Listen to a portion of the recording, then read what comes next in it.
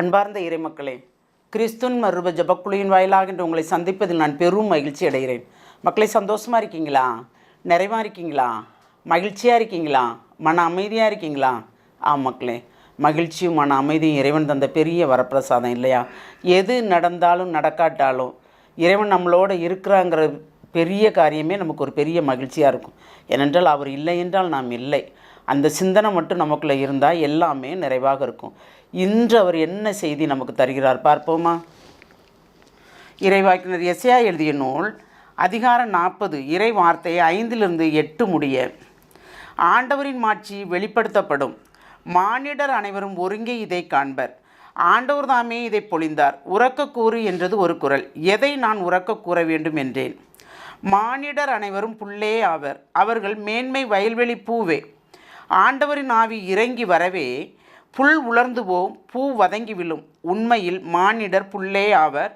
புல் உலர்ந்து போம், பூ வதங்கி விழும். நம் ஆண்டவரின் வார்த்தையோ என்றென்றும் நிலைத்திருக்கும். Praise the Lord.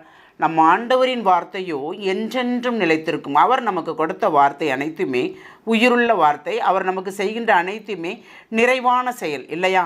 அந்த செயல்தான் இறைவன் கொடுக்கிற வார்த்தைகளும் செயல்களும் எல்லாமே ஒன்று. அப்போது அவர் இன்றி நாம் இல்லை. இவ்வுலகில் இன்றைக்கி காலையில் பூக்கிற பூ சாயங்காலம் பார்த்தா வாடிடுது இல்லையா?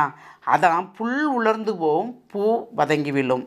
அப்போ இறைவனுடைய வார்த்தை நமக்கு எப்பொழுதும் நிறைவாக இருக்கும். நாம் இறைவனோடு இணைந்திருந்தால் அவர் நம்மளோடு இருக்கிறத அவருடைய ஆட்சி, அவருடைய வருகை, அவருடைய செய்தி, அவருடைய செயல்பாடு நமக்குள் இருக்கிறதை அனைவர் கண்டுகொள்ளும்படி வெளிப்படுத்தப்படும்.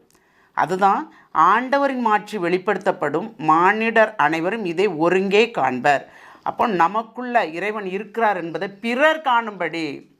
நாம் எனக்குள்ள ஆண்டவர் இருக்கான்னு சொல்கிறதை விட நம்முடைய நடத்தை, சொல், செயல் இதையெல்லாம் பார்த்து பிறர் இவங்களோட ஆண்டவர் இருக்காங்க அப்படின்னு அவங்க சொல்லும்போது தான் நமக்கு எல்லாம் நிறைவாக இருக்கும். அதை விட்டுட்டு நான் இப்படி இருக்கேன்னு சொல்ல நிறைவாக இருக்குமா? இருக்காது. ஆண்டவருடைய கரம் நம்மளோட இருக்குங்கிறத பிறர் கண்டுகொள்ள வேண்டும். நம் நடத்தையால், நம் செயல்பாட்டால், நாம் பிறருக்கு செய்கின்ற உதவியால். அப்படி இருந்தால் தான் இறைவன் நம்மளோடு இருக்கார் அப்படிங்கிறத பிறர் கண்டுகொள்வார்கள். அதுதான் உரக்க கூறு என்றது ஒரு குரல். எதை நான் உரக்க கூற வேண்டும் என்றேன். மானிடர் அனைவரும் புல்லே ஆவர். நாம் புல்லுக்கு சமம், ஒரு பூவுக்கு சமம் இல்லையா? அவர்கள் மேன்மை வயல்வெளி பூவே. நம்ம என்ன மேன்மையாக இருந்தாலும், எவ்வளவுதான் பணம் படைத்தவர்களாக இருந்தாலும், எவ்வளவுதான் செல்வாக்கு உடையவர்களாக இருந்தாலும் வயல்வெளி பூவுக்கு ஒத்தவர்களாக நாம் இருக்கிறோம். ஏனென்றால் ஆண்டவரின் ஆவி இறங்கி வரவே எல்லாமே ஒன்றுமில்லாமல் போகும் என்று சொல்லுகிறார். ஆனால் அப்படி இருந்தாலும் ஆண்டவர் நமக்கு கொடுத்த வார்த்தை நிறைவாக இருக்கும். அது நிறைவேறாமல் போகாது அப்படிங்கிறத இறை வார்த்தை நமக்கு உணர்த்துகிறது. அப்போ இந்த இறை வார்த்தையை நாம் வாசித்து கேட்டு நாம் இருப்போம் என்றால் எல்லாமே நிறைவாக இருக்கும். இருக்குமா இருக்காதா? அப்போ அந்த நிறைவு யாரிடமிருந்து வர வேண்டும்? இறைவனிடமிருந்து வர வேண்டும். அந்த நிறைவை நாம் கேட்டு ஒரு விசை ஜெபிப்போமா?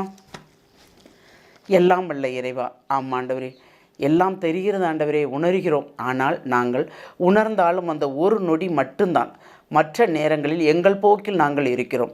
அதையெல்லாம் விட்டு உம்மோடு கூட இணைந்து நடக்க வேண்டும் என்று தான் நாங்கள் நினைக்கிறோம்.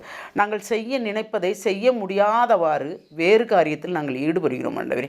அதனால் எல்லாவற்றையும் விட்டு உமக்கு மட்டுமே உரியதான காரியங்களை நாங்கள் நிறைவாக ஆண்டவரே எல்லாரும் நீர் எங்களோடு இருக்கிறீர் என்பதை கண்டுகொள்ளும்படி நாங்கள் செய்ய வேண்டும் என்று நாங்கள் விரும்புகிறோம் ஆண்டவரே.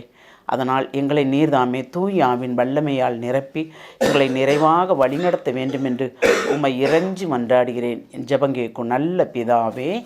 ஆமேன், ஆமேன், ஆமேன்.